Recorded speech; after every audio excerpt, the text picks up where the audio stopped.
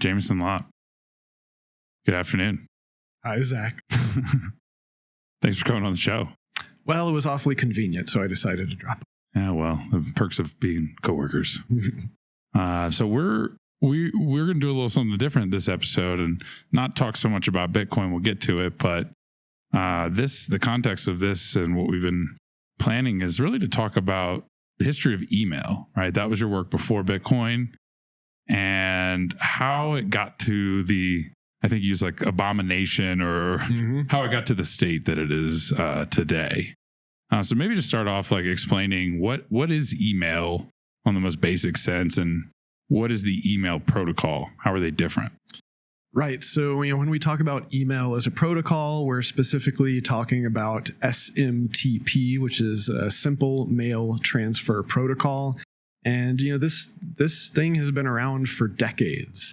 It wasn't really popularized, I guess, until AOL in the 90s. And then, of course, it has really gone mainstream and billions of people are using email on a daily basis. But it has a very long, storied, complex history.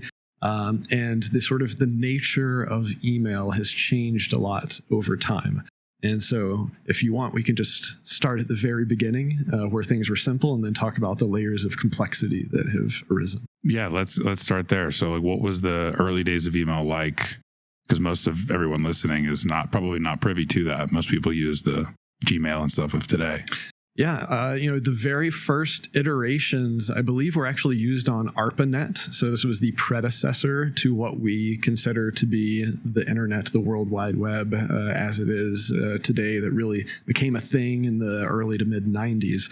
And so back then, ARPANET was really a series of like military and academic installations that were on this very early internet. It was very intensive to get on to ARPANET, and there was a very small community. Pretty much everybody knew each other, and it was a very gracious community. It was a bunch of nerds who were willing to help each other out because they saw the potential of this new thing, and they basically wanted to help bootstrap it.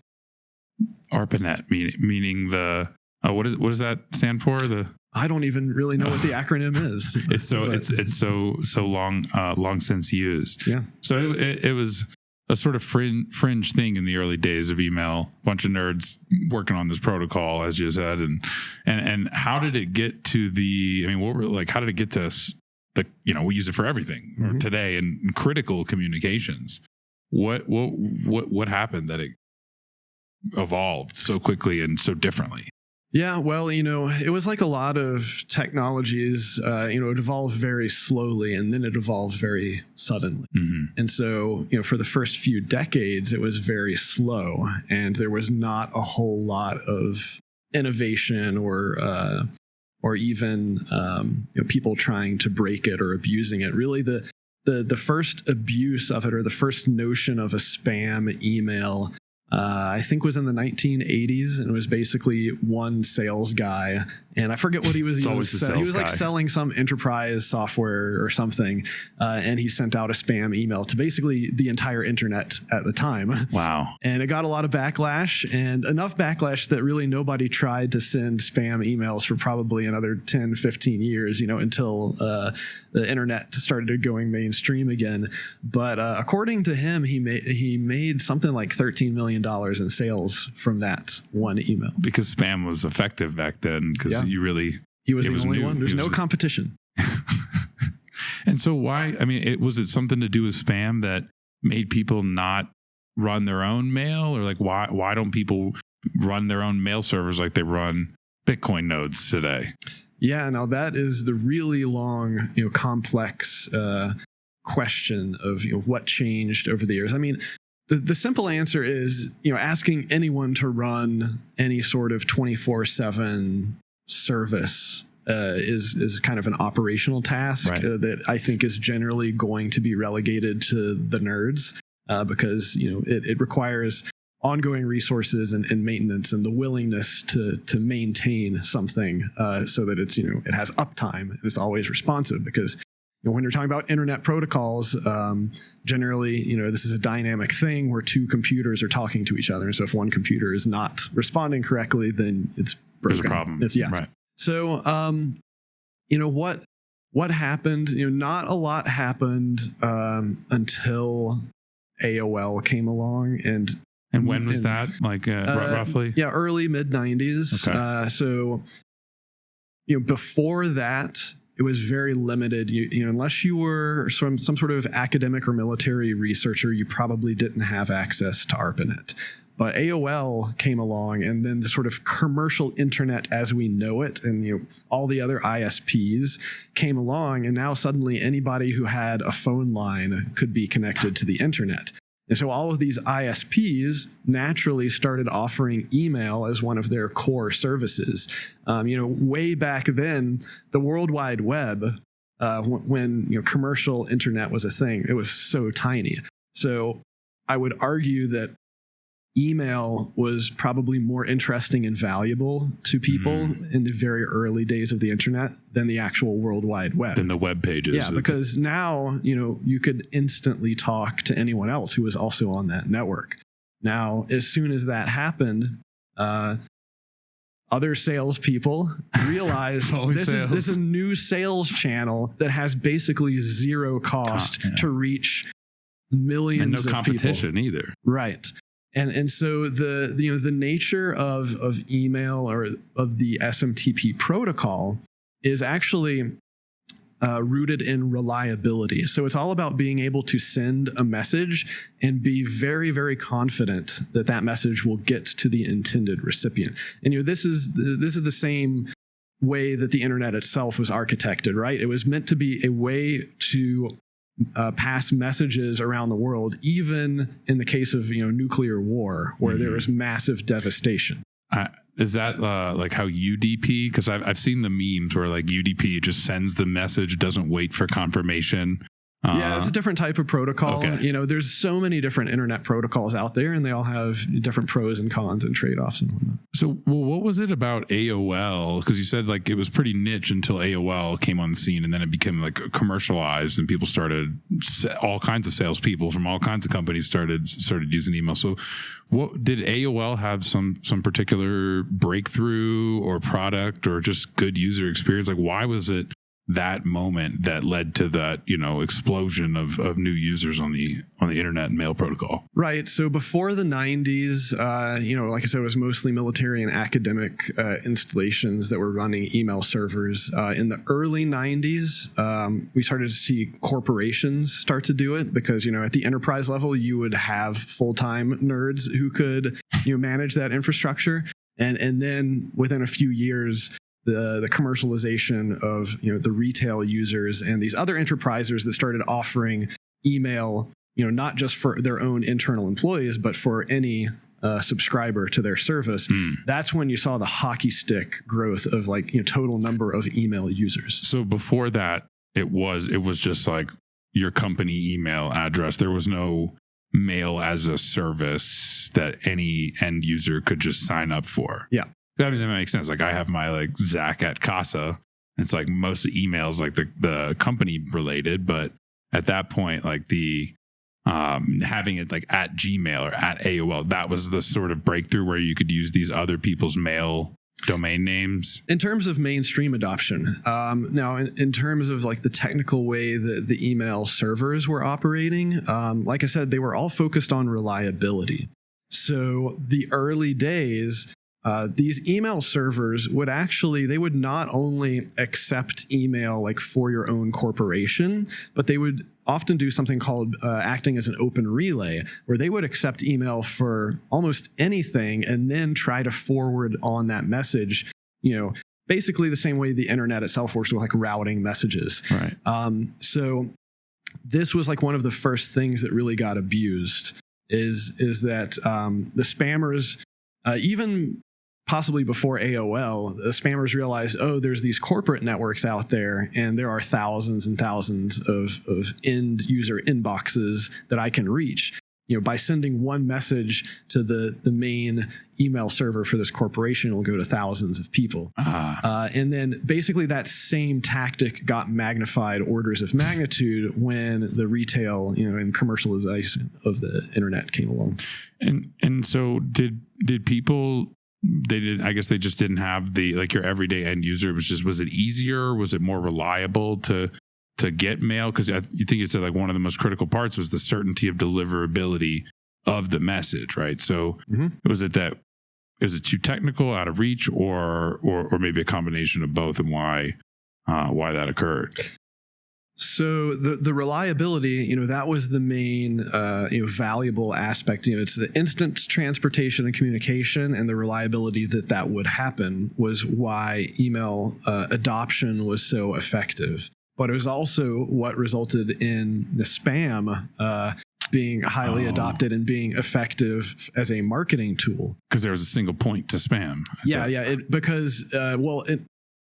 It greatly decreased the cost, of reaching people. And so what happened was the costs started to be imposed upon the email server operators.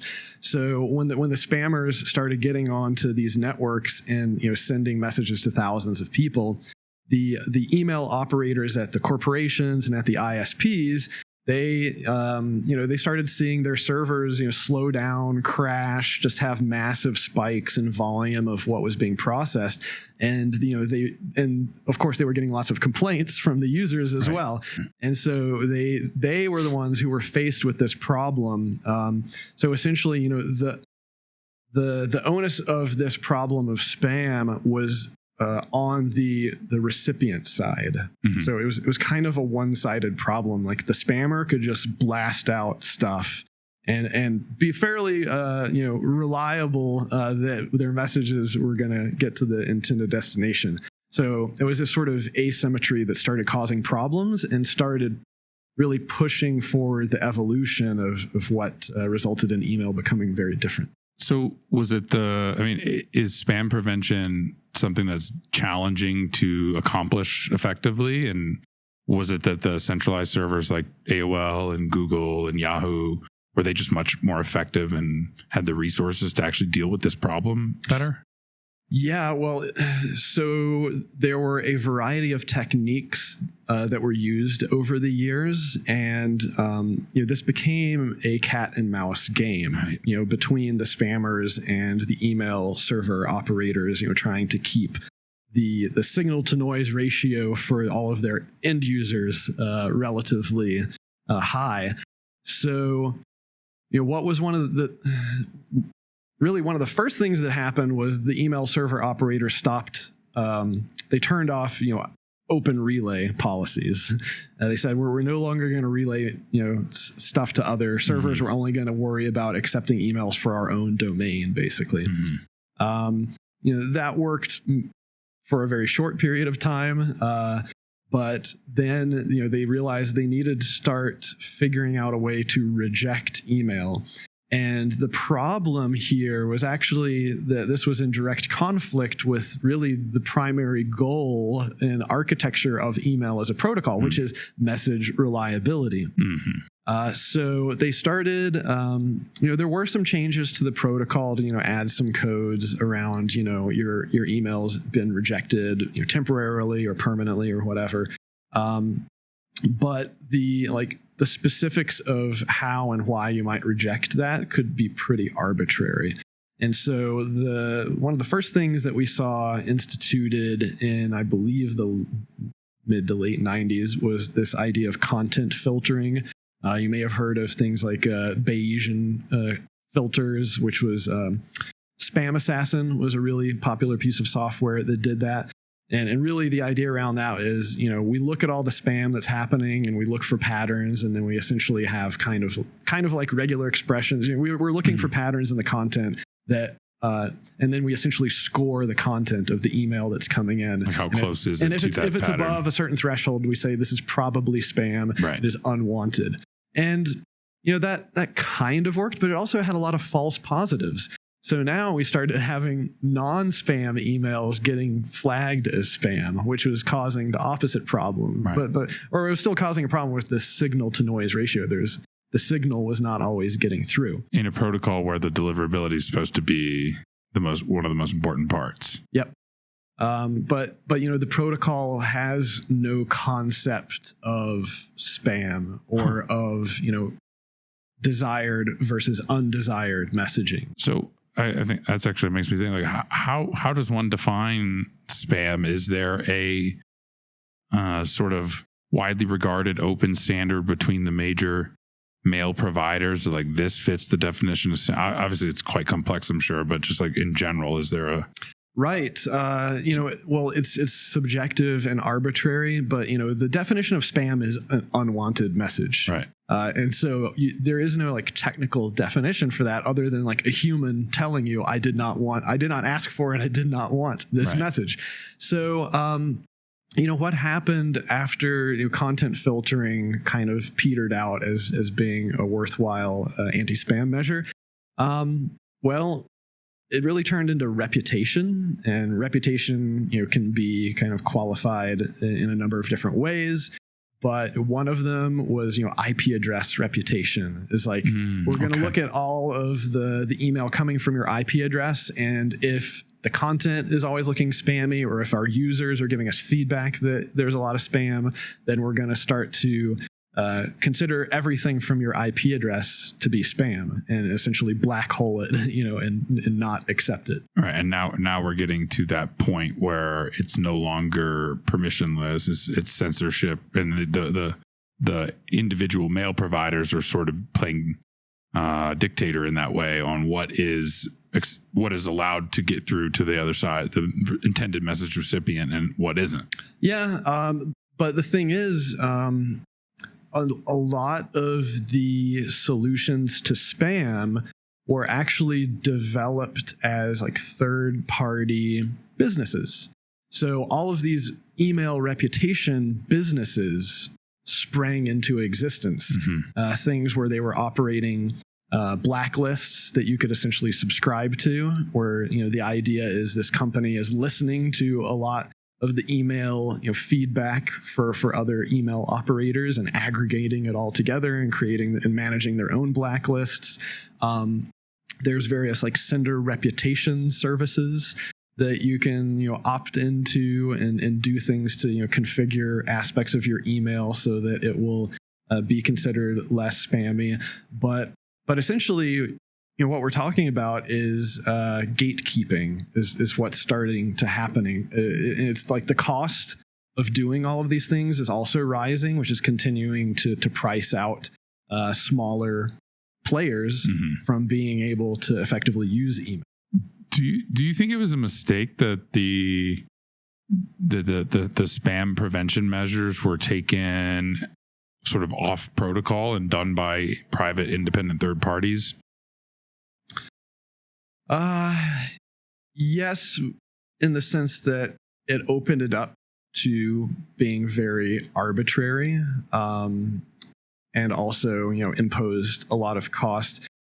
Part of the problem is that everyone was looking at this as a recipient problem or as a problem for the ISPs or the ESPs, the email service providers. And that's what I worked for, was an email service provider. So, at my company, we were really more on the sending side. And we had thousands of clients sending many, many millions of emails through our infrastructure every day. And our job was to do everything humanly possible to ensure the deliverability of those messages, which, if you kind of think about it, is kind of ridiculous because the protocol itself is supposed to ensure deliverability. But what happened was all of these walls and really the gatekeeping by the big players, the tech giants and ISPs and the reputation services were what started causing problems for our clients, who were mostly on online retail, trying to market and sell stuff to people.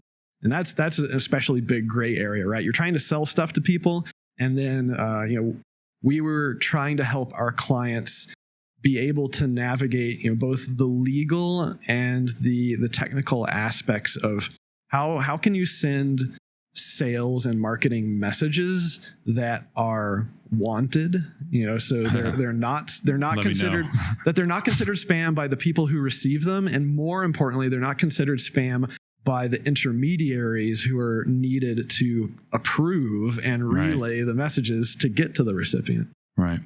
As you're saying that, it makes me think of Nostr in some ways today, where the relays, there's so many of the free and open relays today, but there's already developing a market for these paid relays. It seems like a similar problem is sort of... It's absolutely going to be the exact same problem. And I wrote a whole article about this recently.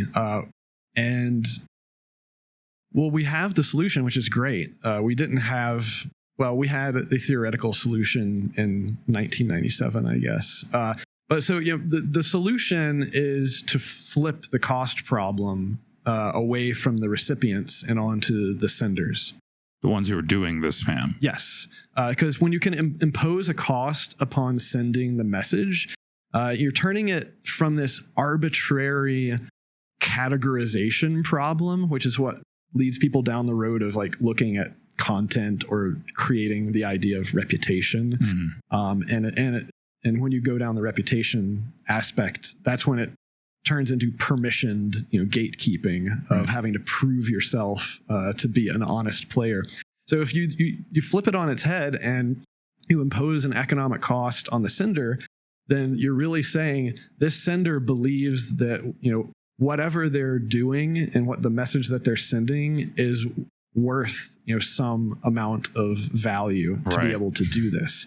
Now, the solution in 1997, Adam Back, Hashcash, that was actually a protocol level improvement that he was recommending, where you were literally adding just a small amount of data, like one extra header to the email itself, probably like 100 bytes of data. And that data would do a few things, but it would basically say and prove mathematically that I, the sender, have expended a certain amount of CPU cycles and, electricity and value and resources in order to send this message. And that in and of itself also greatly decreases like the volume of messages that any one sender can send out, because you're creating this bottleneck and resource cost. So why didn't, because I know Adam Back's quite influential in Bitcoin and it was quoted in the white paper. Why having that be a obvious problem that existed then and having the solution presented some 20 something years ago, like why did that not really get adopted into the mail protocol? I think at least part of it was a network effect and migration problem. You can almost look at it as a hard fork versus soft fork problem, right? Is like if you wanted, at least as far as I've thought about it, if you wanted to implement Hashcash, then in order for it to actually work, you would have to start rejecting messages that didn't have a valid Hashcash header. Okay. Now, Hashcash was, to be clear, it was implemented in Spam Assassin. And so that was done in I guess you could call it a soft fork or backwards compatible way, where if you have a valid Hashcash header, Spam Assassin would give you a negative score. It would say, oh, this looks less spammy. So it wasn't a black and white thing. But like I said, most email providers stopped using they stopped using Spam Assassin and content-based filtering in general for reputation. And now more often it's less about the content and it's more about actually user action and engagement that is used to decide what is spam. Like how they like how they're clicking, where they're dragging their mouse. And feedback even more from the user. Info. And so, but so basically, it would have been very hard to get consensus for every email user, even by the late 90s. We're talking about millions of email users and clients and servers. To get them all to agree to implement that. Basically, the email as a protocol had ossified by then. It's too late. We've discussed quite a few negatives. The obvious of using a centralized email service is the convenience and so forth. We've discussed a few of the cons, which would be the ability to not have permissionless email, or sort of like the man in the middle that's making sure. But then the pros being the reliability of it. What are some other maybe less obvious drawbacks or positives to using a centralized mail server versus running one on your own, if that's even possible today? Yeah, today, it is theoretically possible, but it's such a high cost to be able to follow all of the other rules that have been developed outside of the protocol itself. This is why entire companies exist, to help people with that. I myself have never run my own personal email server, because if you don't have a team of experts doing it, it's way too much of a time suck. These days, you can run the server and you can send a message from it, and it might even work for a little while, but it's basically guaranteed that you're going to get blacklisted at some point, and possibly not even due to your own actions. It could potentially even be due to actions of people with an IP address in the same range as yours. There's a lot of other things that have happened. Like, for example, a lot of email providers or even ISPs will block port 25. And the reason, and that's the SMTP port. Okay. And the reason for that is that one of the other things that spammers did in the early days, they started writing malware to run and infect everybody's computer and send email directly from those computers. So when the ISPs had to deal with that, what did they do? Well, they just blocked all the traffic from all residential connections that were trying to send email. I noticed that because I set up a Google Cloud server and it wouldn't let me open, because I tried to run my own mail server and it was like, nope. Yeah. That's actually what sort of led me down this thought of wanting to have this conversation with you, is that I've been using Gmail for my, podcast email. And I was like, well, it would look way more official if I had my own email domain, kind of like you have. So, you have @lop.net. So how do you, if you're not running your own mail server, how does one still get that, identity, if you will, even though, and maybe could you explain the difference between having something that looks like, that's identified and branded as your mail server versus actually running your own mail server? Right. So, basically you can set up DNS records, MX records, basically for that say, I own this domain. And by the way, the mail servers that handle email for this domain, incoming emails. Yeah. Okay. These are the IP addresses of those email servers. Okay. And, all of that, like you said, it can look good, but from a personal sovereignty perspective, it's all third parties all the way down. That's the domain name system is third parties and controlled by ICANN, which is controlled by government entities. But it wasn't supposed to be this way, right? Like, this was not the initial vision of the mail protocol, to my understanding. Yeah, the idea of an internet protocol is that anyone who follows the technical specification of the internet protocol should receive the guarantees that protocol provides. Right. And that's really what we're talking about now, is all of these other meta rules that have been slapped on top of the email protocol over a very long period of time, decades, that have crippled the underlying protocol to the point that it actually no longer works. So it's not even really a protocol in the same way that we would look at Bitcoin's rules as a protocol, right? Because as Bitcoiners, if you fit the rules, it works. Yeah. But this is not not the case anymore. Were there, I mean, other than the just slow and steady, shift towards centralization, which just maybe it's due to laziness or lack of education or lack of a reason. Other than that, like, what do you think were some major, perhaps mistakes or sort of things that led us to get here in the development of eval over the last 20, 25 years? Are there critical junctions that we crossed that maybe affected the outcome later on? Yeah, I mean, there was no one single decision, and it wasn't a conspiracy. It wasn't result of some authority coming in. Really, it was a matter of incentives and people choosing the sort of naive, easiest solution for stuff. So they were looking out for their own individual incentives, or like, but isn't Bitcoin governed with that same sort of game theory? Like, looking out for yourself somehow makes the whole system work. The protocol sort of expects you to be selfish in a way.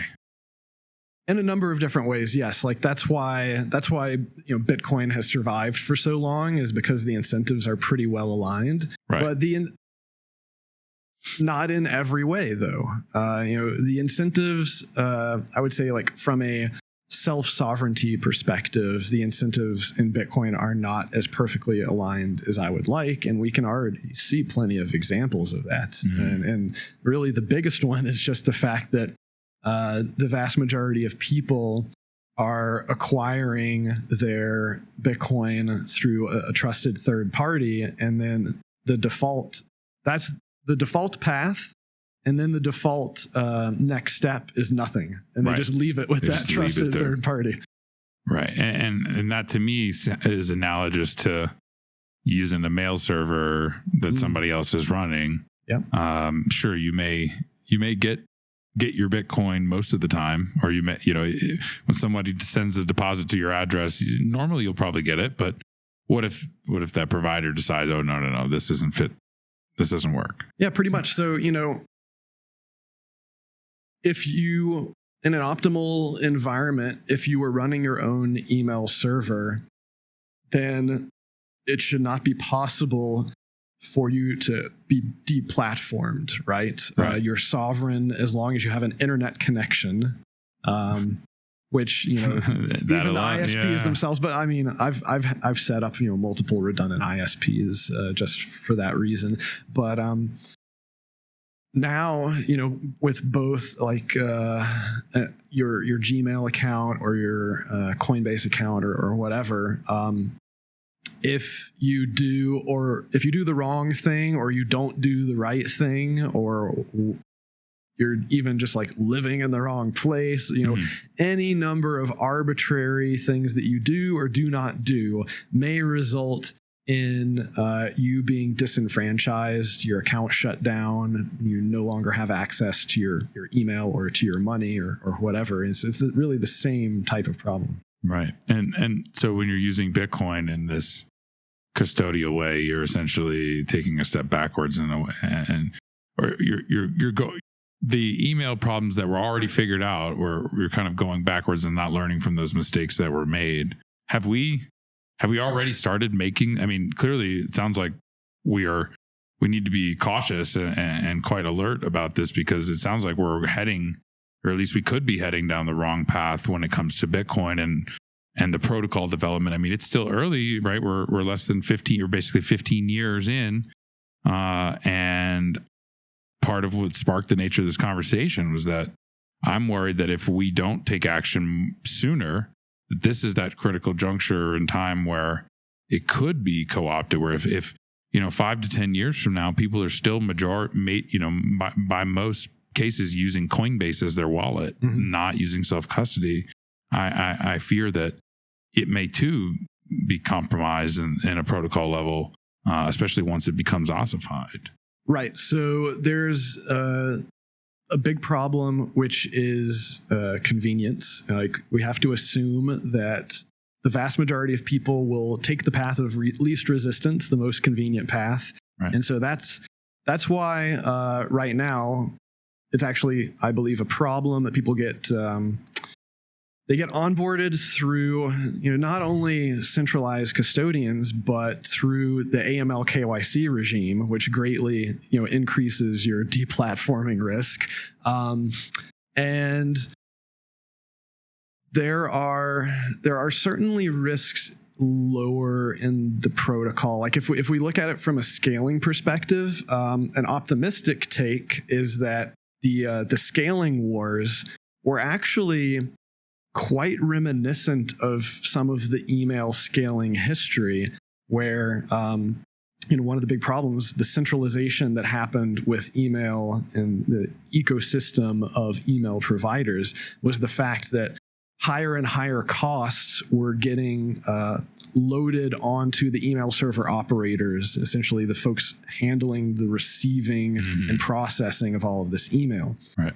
There's a nearly perfect parallel with the Bitcoin scaling debates, where a lot of the big companies, really the custodial exchanges mostly, right, in Bitcoin, what did they say? They were saying, we're having to deal with a higher load of sending and receiving Bitcoin, and because the block size is constrained, it's creating a lot more. So they wanted bigger blocks. So they wanted bigger blocks, and they wanted to increase the cost and the load for running a full node, because that would have decreased their cost around like development and maintenance and using the protocol more efficiently.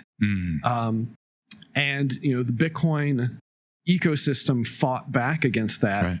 And because of the incentives and the way that Bitcoin as a protocol works, it was able to fend off that. You could call it an attack. Some people consider it an upgrade. It's a matter of perspective, but right, from what we're talking about, it would have been an attack on the sovereignty of being able to operate as your own entity on the Bitcoin network. Right. So I believe that from that perspective, Bitcoin as a protocol has stronger game theory around, selfishness, potentially making it more robust against what we have seen happen with email. But there still is this commercialization aspect of the use of the protocol. And so this is why, for over 8 years, my focus has been on making self-custody easier, because it's not the default. And unless it gets easier and easier, fewer and fewer relative percentage of people who come in through these custodians are going to even be interested in taking on the challenge and the responsibility of self-custody. And there's also just additional cost around the complexity of using the protocol on a regular basis,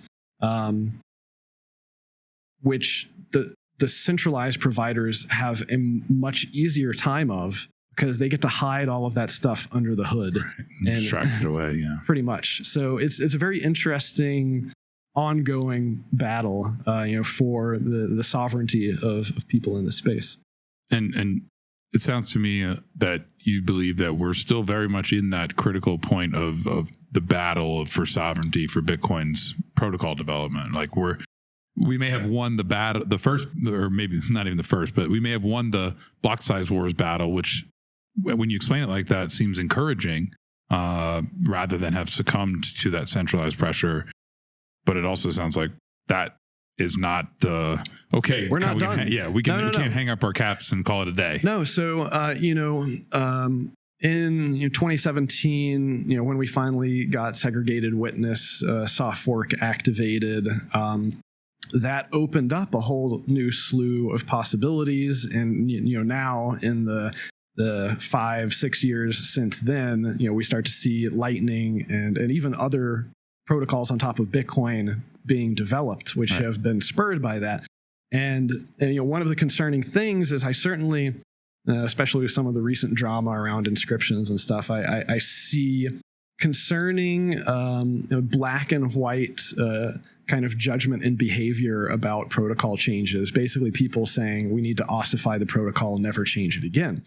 Now, from one perspective, that can be a good thing because it gives everyone some assurance that you use Bitcoin as it is right now, and no one's gonna rug you by changing the protocol and breaking stuff. But the flip side of that, which actually takes us back to 1997 with Hashcash, imagine if Hashcash had actually gotten merged into the email protocol, and how everything might have changed and gone very differently over the next 20 years. So my point being that we should not blindly exclude all possibilities of protocol changes, because there very well may be protocol changes out there that will actually increase sovereignty. And at a very high level, one example of that is if we want Bitcoin to go mainstream and we want a billion people or billions of people to be sovereign Bitcoin holders, they need to have their own UTXOs, or we need to have new protocols for UTXO sharing that don't exist right now. And the only way currently that I see forward will require protocol changes to enable that type of stuff. So otherwise, if we ossify the Bitcoin protocol right now, the only way that I see Bitcoin adoption growing by orders of magnitude is if more people come into centralized custodians and just leave all their money with the third party. And what are we doing? We're essentially recreating the traditional banking system. With less privacy, because everything is publicly broadcast. And so, I mean, is there this sort of, is there like some lessons that can be learned from the way that email's developed here to make sure that we can sort of track our progress against as we go through the next 5 to 10 to 15 years, and Bitcoin does sort of become ossified? Because I imagine it will eventually get to that point. If people are calling for it now, they've been calling for it. It's becoming more likely. Yeah, I mean, I think pretty much everyone agrees that ossification is a natural process of all internet protocols. It's simply a function of like friction, and the larger a network gets, the harder it is to change it. Right. And when there's implicit monetary incentives in it too, it makes it even harder to change it. So, what is the lesson? I mean, I think there's no one specific rule that we can say, as long as we don't let this happen, we'll be fine. Rather, I believe the lesson is actually instilling the culture of valuing sovereignty. And so that is where, you said, very early on, you were like, wasn't email all about being able to, send messages reliably? Yes, but I don't believe there was ever a culture of everyone should be able to run their own email server. I don't think that was ever a value. And so as a result, it was very easy for it to be corporatized. And once you corporatize it, the incentives are completely different. And like the willingness to impose costs in various places become very different. Something as I must imagine it's because it's something as rudimentary as money. There's more skin in the game. Like maybe not everyone is so passionate about the sovereignty of their email or communications. Some people maybe just don't. But the money touches darn near every aspect of life. Do you think that perhaps is why, or do you have another idea of why that may be the case? Why are people more focused on sovereignty, and why did that element of sovereignty come about in the Bitcoin world where it maybe didn't in the email world? Yeah, I mean, I think it is naturally a touchier and more political subject. And of course, money has been around for a long time, and we have countless examples of ways that authorities have screwed with money. So there's a lot more historical knowledge and learning, I think, that can be applied there. Whereas, new message networks were not really a thing. Like, traditionally, message networks had always been just about like physically somebody carrying a piece of mail from one place to another. Right. And I guess like I'm trying to put myself in the situation of somebody in the 90s who's in business, and what you were operating before was much slower, much less efficient. much less effective, right? The guy you said the guy that did the first spam made a killing on it. So at that moment, it seemed probably like the trade-offs of the convenience were far outweighed the negatives of the path that it may lead people down. How do we know if we're on that path today in Bitcoin? And are there ways that we can measure? Like, is it a number of coins held on exchanges increasing or decreasing? Oh yeah, there's like, a lot of things can we look at? There's a lot of metrics we can look at. Now, of course, it's a pseudonymous network, so we can't say exactly this number of people do this thing, but we can get some rough metrics around what we know. Somewhere in the range of 15 to 50,000 nodes are being operated out there. Some people probably run multiple nodes, like myself. Yeah. We can do some rough on-chain analytics and say, this percentage of total Bitcoin is held by like known custodian third parties. And then we can kind of hope that means that the rest of it is more widely dispersed amongst individuals. So yeah, there's stuff that we can definitely keep tracking, and that's also what I've been doing since 2014 with some of the services that I've been running. But it's just about vigilance. And so, if you see something that looks like it's trending in a concerning direction, then you have to start yelling and hope that you can get some people to come together to say, yes, we agree that this is a problem, and let's work on a solution. Yeah, the Bitcoin community is the most passionate group of people about a specific idea that I've ever seen. Them and the environmentalists that glue their hands to the stuff. That's like the polar opposites, but that's the dedication we need to fight. So I wonder if you think like as we just naturally gravitate more people into the ecosystem as it hits more and more aspects of life, if you think that if left on its own accord, like we don't take the vigilance, right? We just kind of let it go and let it do its thing. Like, are we sort of trending in the right direction right now, or are we sort of trending against the sovereignty direction? Like, if we don't take action. I mean, a little bit of both. We've done well on the minimizing the cost of running a full node. It would be far worse if any of the other scaling proposals had gone through. Like if the block sizes were larger, it would be much harder, more expensive to run a full node, which hurts the distribution of the network, right? Yeah. I think that the thing that I'm most worried about is just the general pace of protocol development, where I guess at this point it has been several years since Taproot was activated, and we don't really have any other changes on kind of up, for being implemented and activated. It was 21, right? 2021. Yeah. We got inscriptions. That was enabled by Taproot, right? It was, yeah. And people will continue building stuff, that doesn't require consensus changes. But it's the moving forward with more protocol improvements, at some pace. Like, I want to at least see something every few years. Otherwise it gets longer and longer and longer. And, the longer it has been since the last consensus change, I guess stronger the ossification proponents will become. Right. At the same time, I hear people criticizing the use of Taproot for inscriptions and ordinals. I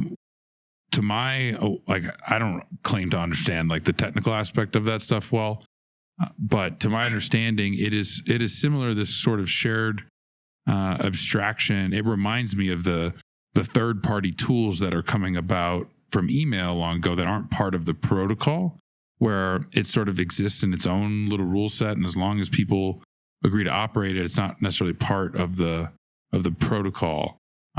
Is that like, and you don't have to have a fully formed opinion about this, but Like, do you think these sort of abstractions that are away from the protocol, like inscriptions, which are really being categorized on, ordinals.com, for example, like, are those the types of things that we need to be careful about, or is that totally fine? Or is it too soon to tell even? I think that any protocol that is sufficiently complex, or even really what it is any protocol that has its own programming language, which Bitcoin does, will inevitably result in some savvy developers hacking, quote unquote, unintended or unforeseen functionality into it. That should be kind of a given. Okay. Now, I don't think that it harms Bitcoin. If anything, I think it's interesting to see people experiment with. They're paying the fee. They're paying the fee. Like the cost is on the sender of that spam. If people are saying it's spam, it's like, well, they are paying the fees. Yeah, so this is also a much larger debate and interesting historical question around quote unquote Bitcoin maximalism, because really the original stance, I would say, of Bitcoin maximalism was that everything will inevitably be built on top of Bitcoin. Now, it's a very vague, everything is a wide range. Yeah, and I think what we've seen with some of the drama is that there will always be some people who are upset with how some things are built on top of Bitcoin. But that is also the permissionless nature of the protocol, is that thankfully you don't have to ask for permission, at least as we're standing right now. As long as you follow the rules of the protocol, you can be as creative as you want. So with that, we'll wrap by what are a couple things that people who are passionate about Bitcoin succeeding and want it to develop and not suffer the same fate of the email protocol, what are some things that they can do to participate and help strengthen the network from that sort of centralization over time? I always tell people to leverage the skills that you already have. I feel like a lot of people come into the space and they're like, oh, I'm not technical, therefore I can't contribute to Bitcoin. And that's absolutely false. Right. If you're a good communicator, you can contribute by helping to disseminate knowledge, by helping to distill values into memes that spread more quickly than having just to make memes. Yeah, I mean, memes can be interesting, and we could have a whole other episode about memetics within Bitcoin and some of the weird things that have resulted. But it's like I said, I think the best defense of all of this is just vigilance and awareness and values. And especially as Bitcoin goes mainstream, I don't expect that culture and those values will scale at the same way, but I also don't think they have to. I think with the game theory and the way that the protocol and network are set up, if anyone who wants to participate generally can, we try to make the cost of participating in various ways as low as possible. But anyone who cares enough to devote the time and resources to participate, there's no gatekeeper that will stop them from doing so. So once you have decided that you want to participate in different ways, whether it's by running a node, whether it's by participating in discussions, or maybe even helping with development, that is helping to grow the network and make it even more robust and anti-fragile. So if you then become an advocate and you start orange pilling friends and family, that just grows the network effect and makes it even more robust. Right. Just because it's a technology and internet protocol doesn't mean the only way that you can contribute to it is through coding. Yep. There's a whole world out there that money will touch every aspect. Money already does touch every aspect of life. And if Bitcoin is money and believe it'll become the world's reserve money someday, then it too will touch every aspect of it. So, well, thank you for coming on and pontificating. So I fit it in about the history of email and the future of Bitcoin, and we will do our part together to make sure we keep it decentralized, right? You bet. It's up to all of us. There you go. Wise words from Mr. Jameson Lopp. Thanks for going on. Thanks for having me.